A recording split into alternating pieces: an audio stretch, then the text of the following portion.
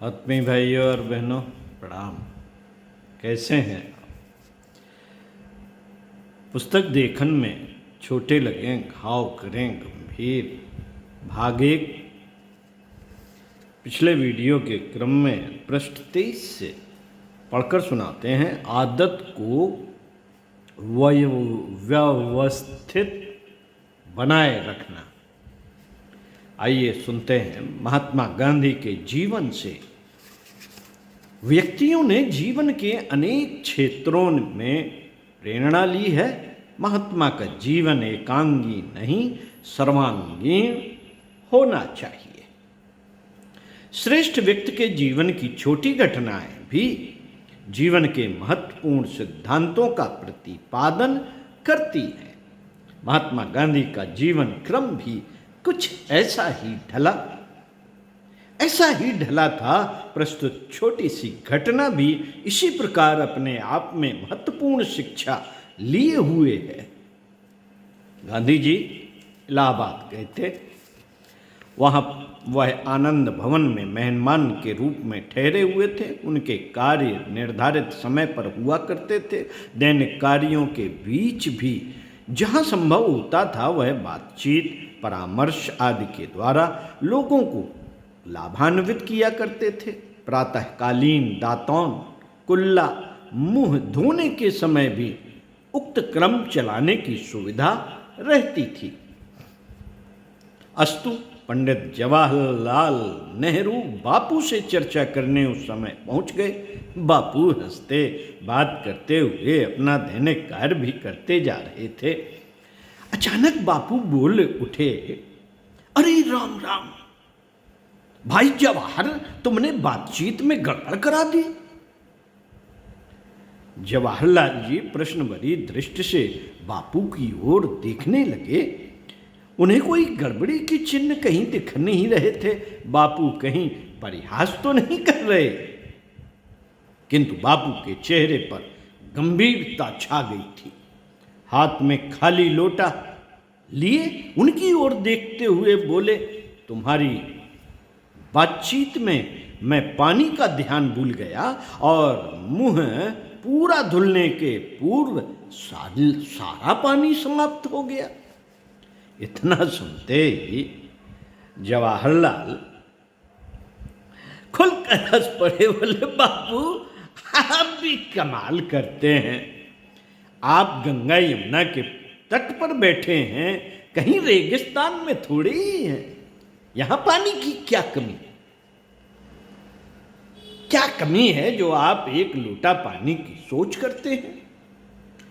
सामान्य दृष्टि से बात ठीक ही थी। घटना को देखते हुए इतनी छोटी सी बात को महत्व देना बचपना ही कहा जाएगा, किंतु इस घटना को स्थूल दृष्टि से देखने पर ही ऐसा प्रतीत होता है।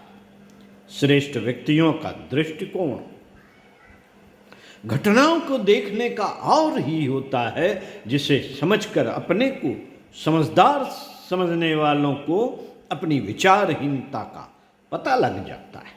बापू नेहरू जी की बात सुनकर और गंभीर हो गए। बोले, अन्य कोई न समझे, किंतु तुम में तो मेरे दृष्टिकोण को समझने की क्षमता होनी चाहिए थी। नेहरू जी का हास्य रुक गया। वह जिज्ञासु की तरह सुनने को तत्पर हो गए। बापू बोले, मैं एक लोटा पानी से रोज मुंह धो लेता हूं। आज अधिक लेना पड़ा तो कुछ बड़ी बात नहीं, किंतु यदि इस वृत्ति की उपेक्षा की और अपनी असावधानी की आदत को बढ़ने दिया तो जीवन में वह सभी स्थानों पर हस्तक्षेप करेगी। निर्धारित मात्रा में पानी से मुंह न धो सकना बढ़ती हुई असावधानी का प्रतीक है। इसी नाते वह चिंतनीय है। अपने दुर्गुणों पर कड़ी निगाह रखना विकास के लिए आवश्यक है। बात नेहरू की समझ में आ गई, किंतु बापू की बात अभी पूरी नहीं हुई थी। बोले, जवाहर तुमसे एक सैद्धांतिक भूल और भी हुई। बताओ क्या? जवाहरलाल जी पुनः चुप रह गए। बापू ने पुनः स्पष्ट किया, हमने पानी समाप्त होने को क्यों महत्व दिया? यह न समझ पाना एक बात थी। मुंह धोने के लिए और पानी की आवश्यकता स्वाभाविक थी, किंतु यह कहना कि पानी की कमी नहीं है, अतः खर्च अनियंत्रित किया जावे, भूल है। भूल है कोई वस्तु हमारे पास ईश्वर की कृपा से प्रचुर मात्रा में है, इसी कारण हम उसके व्यय करने की कोई सीमा न बनाए, यह भारी भूल। भारी भूल है व्यवस्था संतुलित उपयोग से बनती है। संतुलन प्रकृति का नियम है। समृद्धि के नाम पर असंतुलित होने का अर्थ है अभाव को निमंत्रण देना।